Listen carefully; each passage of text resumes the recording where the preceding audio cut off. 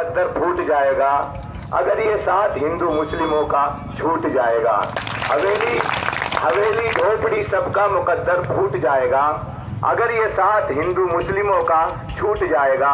दुआ कीजिए ये प्यार के रिश्ते रहे कायम, दुआ कीजिए ये प्यार के रिश्ते रहे कायम।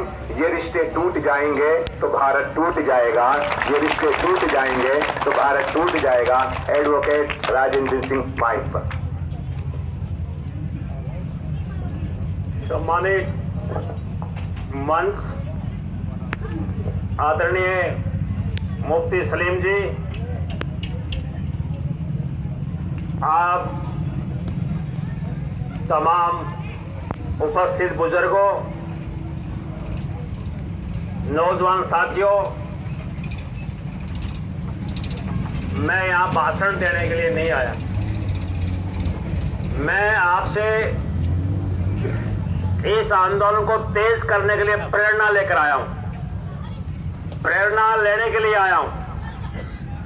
और वो प्रेरणा आपके जज्बात को देखकर जो मुझे हौसला पैदा हुआ, मैं आप तमाम को अपनी तरफ से सलाम पेश करता हूं। आप वास्तव में बहादुर हो। शाहजहांपुर बॉर्डर के ऊपर हरियाणा राजस्थान का मेवाती खेमा लगा हुआ है। हिंदुस्तान के मुल्क मुल्क से आने वाले लोग उस खेमा से मीठी चाय पीते हैं।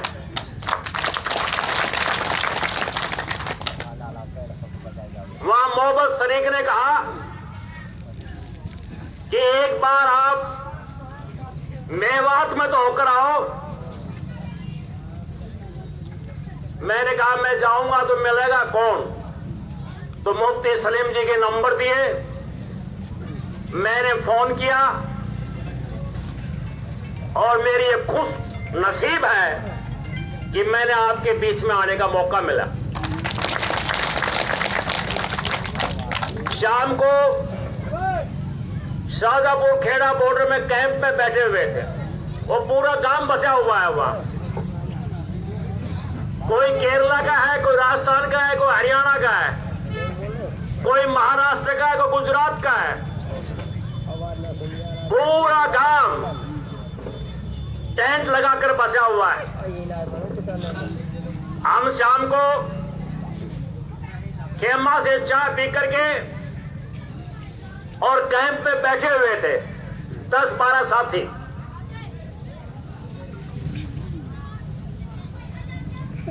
एक ने कहा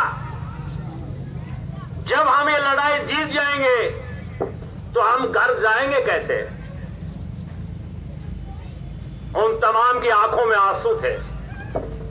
लड़ाई जीत ली, घर जाने के बाद कई महीनों तक मन भी नहीं लगेगा। परिवार से भी ज्यादा प्रकाश, प्यार और सम्मान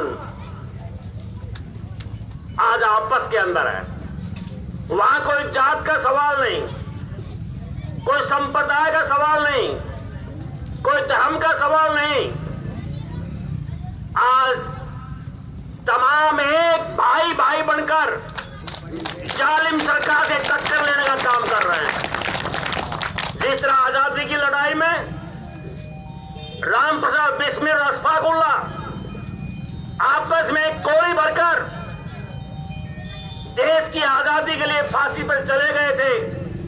इस जन आंदोलन ने, इस किसान आंदोलन ने आज कितने ही राम प्रसाद बिस्मिल, अशफाकुल्ला और भगत सिंह पैदा कर दिए हैं। जन आंदोलन की सबसे बड़ी जीत यही है, जो ये भाजपा के लोग जो धर्म के नाम से हमको बांटना चाहते थे, जिन्होंने मेरे और आपके बीच में खाई पैदा कर दी थी, दीवार खड़ी कर दी थी, इस जन आंदोलन इस दीवार को तोड़ दिया है। ये जीत आने वाले रास्ते को दिखाएगी। ये सरकार 3 काले कानून लेकर आई है। सरकार कह रही है कि ये काले कानून किसानों के लिए लेकर आए हैं, परंतु एक बात भी किसान के हित के लिए क्या लेकर आए उनके पास इसका जवाब नहीं है। किसान संगठन कह रहा है, किसान आंदोलन कह रहा है, आवश्यक वस्तु कानून में आपने जो तरमीम किया है, संशोधन किया है, कंपनियों को, सरमाएदारों को, अडानी को, अंबानी को 6 जरूरत की चीजों का असीमित भंडार करने का जो आपने कानून बना दिया है, ये हमारे सस्ते में मजदूरों की, किसानों की फसल को खरीदेंगे, तमाम गोदाम में इकट्ठा कर लेंगे, सस्ती खरीद करके महंगी बेचेंगे। इससे देश में कुपोषण, भूखमरी, इस देश में महंगाई बढ़ेगी।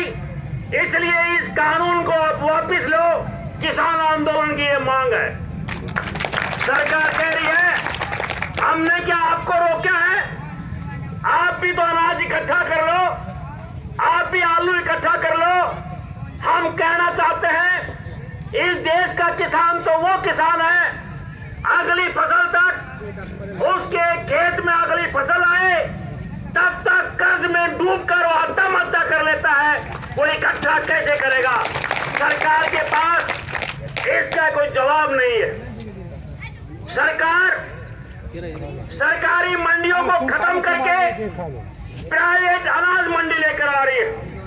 किसान आंदोलन मांग कर रहा है कि इससे प्राइवेट अनाज मंडी प्रफुल्लित हो जाएंगी, सरकारी अनाज मंडी तबाह हो जाएगी। सरकार कहती है कि हमने सरकारी अनाज मंडी को खत्म नहीं किया, हम तो प्राइवेट अनाज मंडी लेकर आ रहे हैं। किसान आंदोलन कह रहा है, किसान नेता कह रहे हैं, देश का किसान मजदूर कह रहा है कि ये सरकारी स्कूल, जो सरकार के स्कूल हैं, इनका भट्टा गोल कैसे हुआ, ये कैसे नाकाम साबित हो रहे हैं। जब से पढ़ाई का निजीकरण किया गया, जब पढ़ाई पूंजीपतियों को बेची गई, ये तमाम सरकारी स्कूल एक साल में आगे चलते चलते ये एकदम गोलमाल होते चले गए और प्राइवेट स्कूलों ने सरकारी स्कूलों को दबा दिया। आज अगर गांव में 100 बच्चे हैं तो उसमें 10 बच्चे सरकारी स्कूल में और 90 प्राइवेट स्कूल में जाते हैं। ये प्राइवेट अनाज मंडी भी यही गुल खिलाएगी। ये अंबानी है, जिस अंबानी ने मोदी को 2014 में, 2019 में अरबों रुपया दिया चुनाव के लिए, हवाई जहाज उपलब्ध करवाई, उस अंबानी के कंपनी है रिलायंस कंपनी। रिलायंस कंपनी ने एक सिम जारी की थी, जियो सिम। वो सिम फ्री में बांटी गई थी और जब BSNL का भट्ठा बैठ गया, सरकारी महकमा का भट्ठा बैठ गया, वो सिम, वो जियो सिम आज सबसे महंगी हो गई है। तो ये प्राइवेट अनाज मंडी धीरे धीरे सरकारी अनाज मंडी को खत्म कर देंगी और फिर उनकी मनमानी चलेगी। कोरियों के दामों में, सस्ते दामों में किसान का अनाज खरीदा जाएगा। आप बोल नहीं पाएंगे। सरकारी अनाज मंडी खत्म हो चुकी होंगी, सरकार कहेगी इनको खत्म करो। किसान आंदोलन ये मांग उठा रहा है, सरकार के पास इस बात का कोई जवाब नहीं है। सरकार तीसरा कानून लेकर आई, अनुबंध खेती, कि कंपनियां किसानों के साथ गांव में जाकर उनसे इकरारनामा करेगी, कहेगी आप अपने खेत में फसल बो, हमारे आपके बीच में इकरारनामा होगा। इस इकरारनामा के अंदर बुजुर्गों, उस कानून में ये चीजें लिखी हुई है कि तमाम पावर, तमाम अधिकार कंपनियों को दे दिया गया। किसान असहाय है, किसान का अंगूठा टिकवा लिया जाएगा और वो कंपनियां जो आज हमारे खेत में घुस नहीं पा रही है वो हमारे खेत में घुस जाएंगी और एक किसान खुद अपने खेत में कंपनी का मुजारा बन जाएगा और कंपनी का अधिक तो कब्जा धीरे धीरे हमारे खेतों में हो जाएगा। सरकार के पास कोई जवाब नहीं। ये बिजली बिल टोटल जहां से बनती है जहां तक जाती है उसका डिजिटल कर दिया। अगर घर में नोरा है, गुआरा है, पशु बांधते हैं वो भी कॉमर्शियल बना दिया जाएगा। वह घरेलू बिजली नहीं, वह कॉमर्शियल कनेक्शन लेना पड़ेगा। ये भी कंपनी को दे दिया गया है। ये मोदी ने रेलवे को बेच दिया। आप जानते हैं 151 रेलवे, जिस रेलवे के ऊपर लिखा रहता है उत्तर पश्चिमी रेलवे, पूर्व रेलवे, अब उस रेलवे के ऊपर लिखा आ रहा है अदानी रेलवे। प्लेटफॉर्म की टिकट जो 10 रुपए में आती थी आज वो 50 रुपए में कर दी गई है। रेलवे को बेच दिया। रेलवे कर्मचारियों ने आंदोलन किया, आज भी लड़ाई लड़ रहे हैं, बात बन नहीं रही है। पढ़ाई को बेच दिया, बीएसएल को बेच दिया, हवाई जहाज एयरपोर्ट को बेच दिया। एक एक करके तमाम सरकारी जितने भी उपक्रम हैं, सरकारी महकमे हैं, उनको बेच दिया। और कल के बजट में रही सही कसर और पार कर दी। LIC को बेचा जाएगा, बैंकों को बेचा जाएगा और किसानों के लिए जो कुछ बजट होता था और भी कम कर दिया। ये लॉकडाउन में 5 जून को इन 3 काले कानूनों का अध्यादेश लेकर आए थे। लॉकडाउन लगा हुआ था, हमको कहा गया घर में रहो, मुंह पर पट्टी बांध कर रखो, बोलना मत, दूसरे से हाथ मत मिलाना, कोरोना हो जाएगा। इसका फायदा उठाकर ये 5 जून को अध्यादेश लेकर आए और फिर कानून बना दिया। ये पार्लियामेंट राज्यसभा के अंदर अगर इसके ऊपर मत विभाजन होता ये कानून बन नहीं पाते। बीजेपी के जो घटक दल थे, एनडीए के पार्ट थे, उन्होंने इनकार कर दिया था। इसलिए आनन फानन में तमाम संविधान की मान्यताओं का उल्लंघन करते हुए इनको राज्यसभा में पास करके राष्ट्रपति के दस्तखत करवा करके कानून बना दिया और कहा कि हम ये किसान के हित में लेकर आ रहे हैं। हित आज तक भी नहीं बताया। किसान आंदोलन कर रहा है कि अदानी, अंबानी, टाटा, बिरला, डालमिया जो बड़े बड़े सरमाएदार हैं, पूंजी वाले हैं, आज सारे महकमों को बेचकर हमारी रोटी, हमारी खेती, हमारी फसल आप उसका निजीकरण कर रहे हो। ये बर्दाश्त किसान नहीं करेगा। किसान में जिस किसान को अनपढ़ कहा जाता है, जिस किसान को अंगूठा टेक कहा जाता है, जिस कहा जाता है किसान को अकल नहीं, हिंदुस्तान में किसान ने उसकी चुनौती को स्वीकार किया कि हम आपका एक कानून हरगिज भी मानने वाले नहीं है। देश को, किसानों को असंगठित और बावड़ा समझता था मोदी। आज उन किसानों ने मोदी अमित शाह के, भाजपा सरकार के नाक में गम कर दिया। वो रात को दोस्तों सो नहीं पा रहे हैं, उनकी नींद हराम हो रही है। तो क्या करें फिर? ये बीजेपी का पुराना एजेंडा है, अंग्रेज ने भी चलाया था। क्या चलाया था? फूट डालो, आंदोलन को तोड़ो, फूट डालो। पंजाब के बहादुर किसान जब पंजाब से चले, इस प्रदेश की खट्टर सरकार ने सड़क खुदवा दी, बैरिकेड लगवा दिए, टीयर गैस छुड़वाई। वो बहादुर नौजवान तमाम तकलीफों का सामना करते हुए दिल्ली की तरफ कूच करते रहे।